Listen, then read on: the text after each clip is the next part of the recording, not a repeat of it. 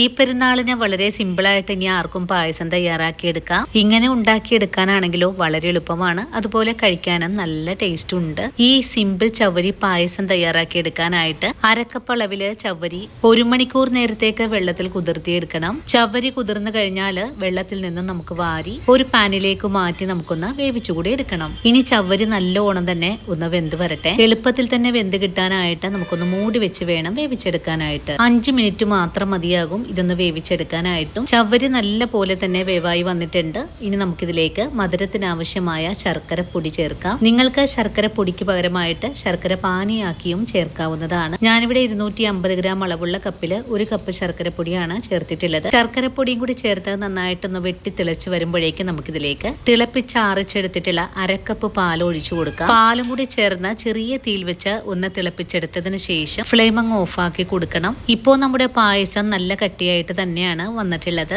ഇനി flame off ചെയ്ത് കൊടുത്തു കഴിഞ്ഞാൽ നല്ലൊരു സ്വാദനായിട്ട് ഏലക്കപ്പൊടി ചേർക്കാം. ഏലക്കപ്പൊടിയും കൂടി ചേർത്ത് ഒന്നുകൂടി ഇളക്കി യോജിപ്പിച്ചതിന് ശേഷം അരക്കപ്പ് പാല് കൂടെ ഒഴിച്ചു കൊടുക്കാം. ഞാനിവിടെ 1/2 ലിറ്റർ പാല് ചേർത്ത് കൊടുത്തിട്ടുണ്ട്. ഇനിയിപ്പോ പാലും കൂടി ചേർത്ത് നല്ലോണം ഇളക്കി യോജിപ്പിച്ചു കഴിഞ്ഞാൽ ഇതിലേക്ക് ഒരു താളിപ്പ് കൂടെ ചെയ്തെടുക്കാം. താളിപ്പ് ചെയ്തെടുക്കാനായിട്ട് ഒരു താളിപ്പ് ചട്ടിയിലേക്ക് കുറച്ച് നെയ്യ് ഒഴിച്ചു കൊടുക്കാം. ഇനി ഇതിലേക്ക് ഒരു പിടിയോളം കാഷ്യൂസ് കൂടെ ചേർത്തൊന്ന് മൂപ്പിച്ചു കഴിഞ്ഞാൽ തയ്യാറാക്കി വെച്ചിരിക്കുന്ന പായസത്തിലേക്ക് ചേർക്കാം. ഇനിയിപ്പോൾ നല്ലവണ്ണം ഒന്ന് ഇളക്കി യോജിപ്പിക്കുന്ന താമസം മാത്രമേ ഉള്ളൂ. വളരെ സിമ്പിളായിട്ട് ആർക്കും ഉണ്ടാക്കിയെടുക്കാൻ പറ്റിയ സിമ്പിളും ടേസ്റ്റിയുമായിട്ടുള്ള ചവ്വരി പായസം ഇവിടെ റെഡിയാണ്. ഇനിയിപ്പോൾ ഒരു സെർവിങ് ബൗളിലേക്ക് മാറ്റുന്ന താമസം മാത്രമേ ഉള്ളൂ. അപ്പോൾ ഇന്നത്തെ നമ്മുടെ വീഡിയോയും വളരെ സിമ്പിളാണ്, നല്ല ടേസ്റ്റിയാണ്. എല്ലാവരും ഒന്ന് തയ്യാറാക്കി നോക്കാൻ മറക്കല്ലേ.